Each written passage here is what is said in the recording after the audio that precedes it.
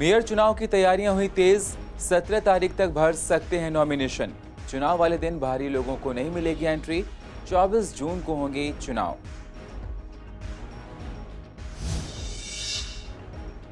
MCD के 3 शमशानों में होगा कोरोना से मरने वालों का अंतिम संस्कार। निगम ने कड़कड़डूमा, गाजीपुर और सीमापुरी शमशान घाट में की व्यवस्था। मधुबिहार पुलिस के हाथ लगे 2 स्नैचर। पुलिस ने 3 बाइक, स्कूटी और 8 मोबाइल किए बरामद। पहले से दर्ज हैं इन पर 9 मामले।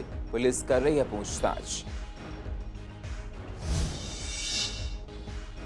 हेडगेवार अस्पताल में कोरोना का बढ़ता जा रहा है संक्रमण। 21 लोग हुए कोरोना संक्रमित।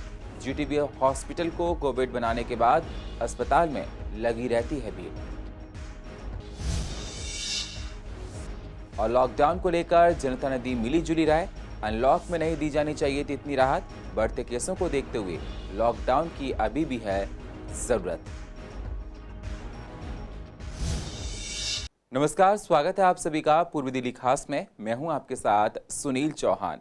अब होते हैं रूबरू पूर्व दिल्ली की अहम खबरों के साथ। पूर्व दिल्ली नगर निगम में 24 जून को मेयर और बी पदों को लेकर चुनाव होने वाले हैं, जिसको लेकर तैयारियां जोरों पर चल रही हैं। हर पार्टी एड़ी चोटी का जोर लगा रही है। किस पद से किसको लड़ना है, ये सब कुछ तय हो गया है और आने वाले टाइम में घोषित भी किया जाएगा। जिस दिन निगम में चुनाव होंगे उस दिन बाहरी लोगों की अंदर आने की परमिशन नहीं होगी। 17 जून तक लोग नॉमिनेशन कर सकते हैं।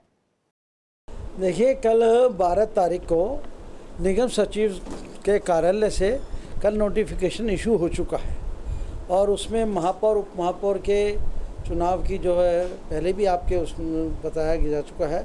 24 तारीख का उसमें हाउस का चुनाव रहेगा, हाउस की मीटिंग में चुनाव रहेगा और उसके अंदर महापौर उप महापौर और 4 सदस्य स्थायी समिति के इनका चुनाव रहेगा। और जहाँ तक आपने बात कही है कि ये नॉर्थ साउथ जोन, ऐसा कुछ नहीं है। हम सब पार्टी के कार्यकर्ता हैं। पार्टी जिसका भी निर्णय लेती है, संगठन जो आदेश देता है जिस कार्यकर्ता को, उसको वो काम। हमारे यहाँ सामूहिक निर्णय होता है पार्टी में और प्रदेश अध्यक्ष होते हैं, प्रदेश संगठन महामंत्री होते हैं, हमारे और भी जो वरिष्ठ लोग हैं जो संगठन के, वो सब बैठ करके निर्णय लेते हैं और उसमें कोई अपना तेरा मेरा ऐसा कुछ नहीं। सबको सोशल डिस्टेंसिंग का पालन करना पड़ेगा। हमारे पास बहुत जगह है ऑडिटोरियम में, और कोई अपने साथ पार्षद किसी को साथ ना लाए। केवल पार्षद को आना है जो उसमें अपेक्षित है और सबको अपना जो आई कार्ड हमें मिला हुआ है, परिचय पत्र को लेकर के हमें सबको जाना है तभी। और उस दिन निगम मुख्यालय के अंदर कोई और किसी की एंट्री अलाउ नहीं है, केवल पार्षद और जो है ना जो संबंधित अधिकारी हैं उन्हीं के। दिल्ली में कोरोना को लेकर आंकड़े लगातार बढ़ते जा रहे हैं। कोविड-19 से मौतें इतनी हो रही हैं कि शमशान घाटों में अंतिम संस्कार करने के लिए लोगों को इंतजार करना पड़ रहा है। कोरोना को लेकर अलग से पूर्व दिल्ली में शमशान घाट बनाए गए हैं, जिससे इसके संक्रमण ना हो और ठीक से अंतिम संस्कार हो सके।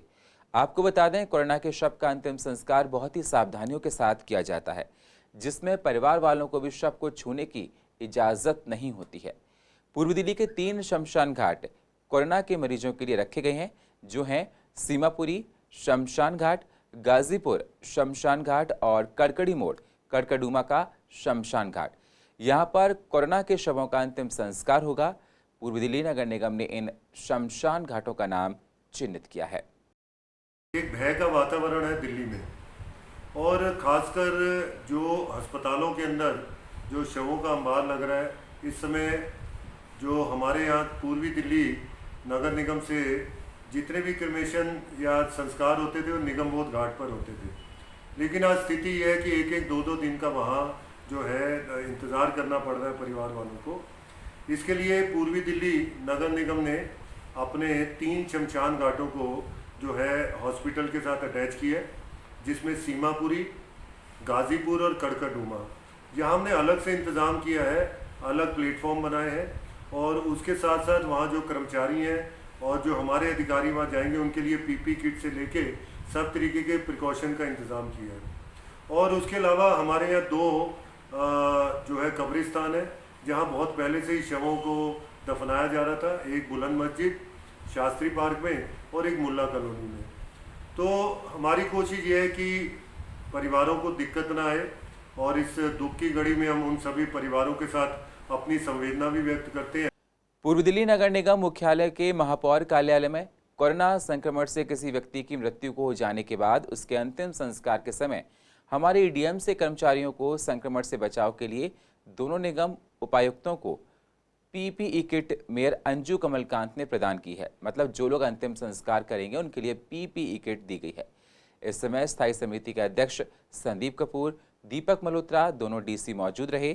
मेयर ने कहा कि इन लोगों को पीपीई किट से काफ़ी राहत कोरोना से मिलेगी और बचाव भी इनका काफ़ी हो जाएगा।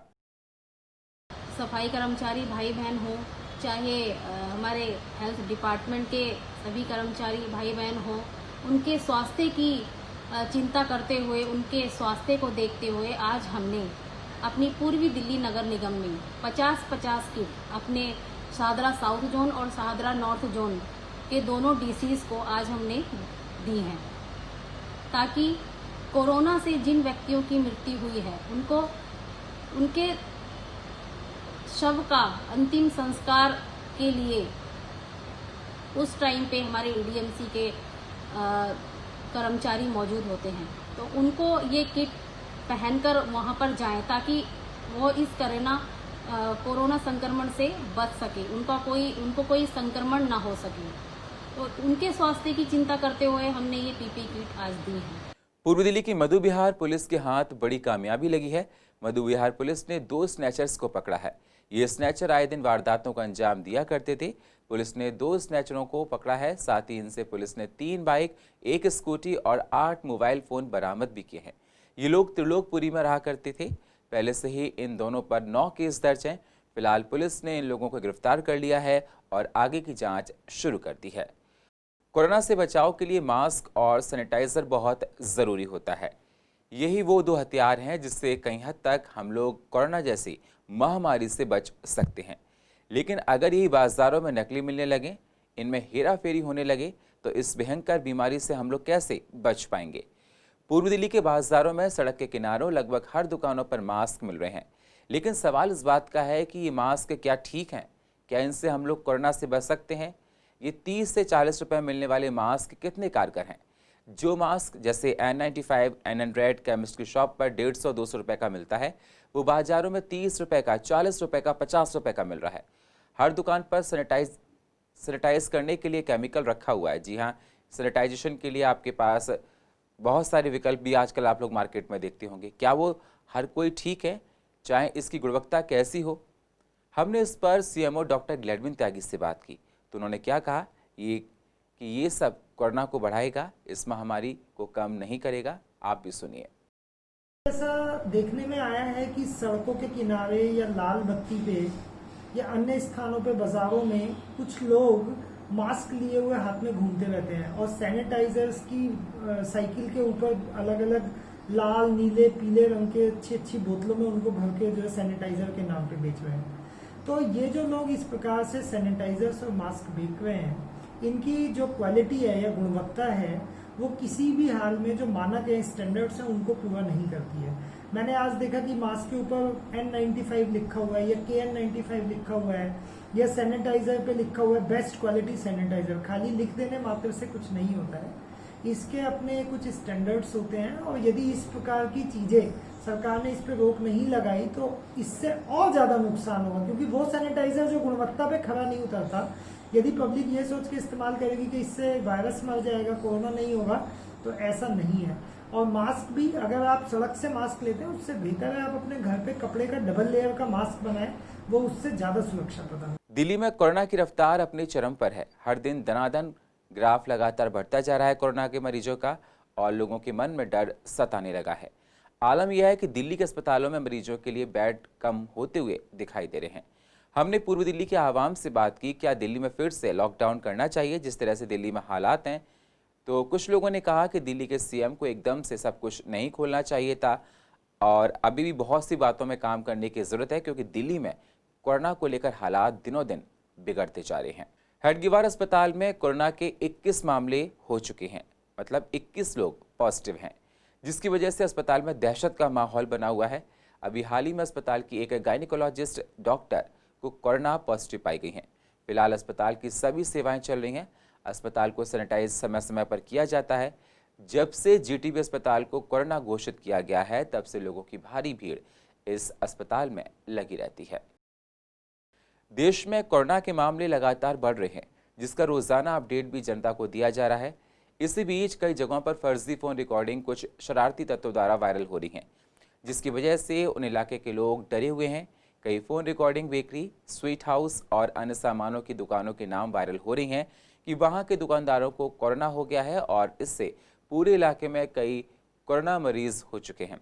इस तरह की फ़ोन रिकॉर्डिंग और सोशल मीडिया पर वायरल मैसेज से समाज में गहरा असर पड़ रहा है। लोग उन दुकानों और उनके आसपास वालों से पूरी तरह दूरी बना रहे हैं और उन्हें गलत तरीके से देख रहे हैं। इस बीच कई फ़ोन रिकॉर्डिंग और सोशल मीडिया पर वायरल मैसेज गलत साबित हो चुके हैं। कई दुकानदार ने तो पुलिस थाने में ये कंप्लेंट भी दी है कि उनको कुछ लोगों द्वारा झूठे तौर पर कोरोना मरीज बताया जा रहा है और समाज में गलत संदेश दिया जा रहा है, जिस पर ऐसा करने वालों पर कार्रवाई की भी मांग की गई है।